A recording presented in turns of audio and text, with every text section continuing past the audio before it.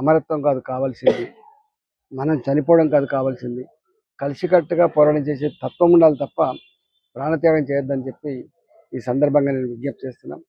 అన్నాడు తెలంగాణ ఉద్యమంలో ఈ పరంపర కొనసాగింది, మళ్ళీ ఈ పరంపర కొనసాగొద్దని చెప్పి నేను కోరుతా ఉన్నా.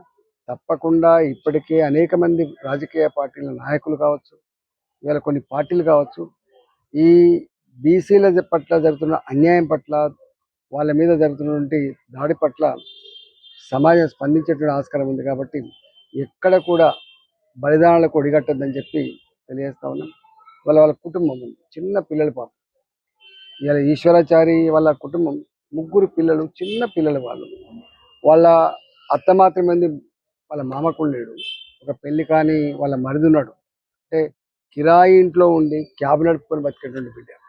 ఇవాళ వాళ్ళ కుటుంబం పద్ధతి చూస్తే దుఃఖం వస్తూ ఉంది. కాబట్టి ఇలా ప్రభుత్వం తక్షణమే వాళ్ళను ఆర్థిక సాయం చేయాలి, వాళ్ళకు డబుల్ బెడ్రూమ్ ఇవ్వాలి.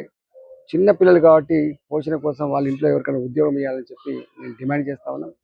తప్పకుండా మా పరంగా కూడా వారికి నేను జిల్లా కలెక్టర్తో మాట్లాడి, ఇలా జగద్గిరిట్టలో కాబట్టి వాళ్ళకి కిరాయి కట్టే స్తోమత కూడా ఉండదు. కాబట్టి కొంత ఖాళీ జాగా తీసుకొని వాళ్ళకైనా ఇల్లు కట్టించేటువంటి ఏర్పాటు కూడా తప్పకుండా చేస్తాం. ఇలాంటి త్యాగాల సందర్భంలో తెలంగాణ సమాజం ఊరికే ఉండదు, తప్పకుండా స్పందించే తత్వం ఉంటుంది. నిన్ననే మా విశ్వకర్మ అంతా కూడా తెలంగాణ వ్యాప్తంగా వాళ్ళ వృత్తులు బంద్ చేసుకొని మా విశ్వకర్మ చేసినటువంటి త్యాగం వృధా పోదని, ఇవాళ యావత్ బీసీలని ఐక్యం చేయడంలో, వాళ్ళను స్ఫూర్తి నింపడంలో తోడ్పాటు అందిస్తుందని చెప్తున్నారు. ఇవాళ యావత్ బీసీ సమాజం కూడా ఇవాళ ఆలోచిస్తూ ఉంది. తప్పకుండా వాళ్ళ కుటుంబానికి అండగా ఉంటుందని చెప్పి తెలియజేస్తా ఉన్నాం.